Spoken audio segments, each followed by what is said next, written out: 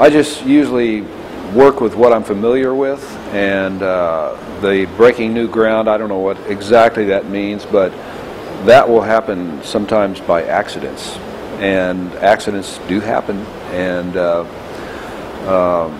it's kind of taken me down this road that leads to what I'm doing today. So that's the way those things come about. Maybe the imagery can jump from one medium to another, and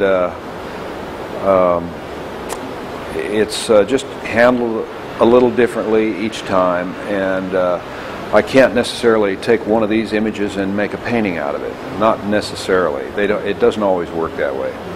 And I can't take a photograph and put it into a painting necessarily. It just has to kind of find its own way, and I'm like a little custodian that keeps things going. Then over the years I just sort of go from painting back to printmaking, and it all sort of like emerges from some kind of involuntary twitch. I feel like doing something, and then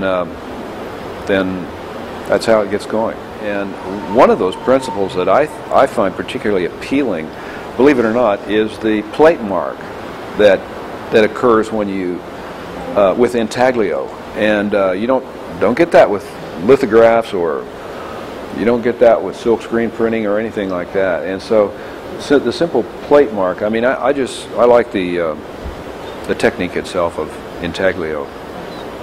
All those, aqua tints, open bites, and I like the idea. I had particularly in mind, and I usually don't, when I start a project like this, I don't have any specific goal in mind, and I'm kind of empty when I first arrive, and I just have some kernel of a notion as to where to start. But I had this idea to have an open bite and see what open biting would actually be without aqua tints and all that. But I end up using most of the techniques. So I don't know, etchings have their own characteristics, like an oboe sounds like an oboe, or a guitar sounds like itself.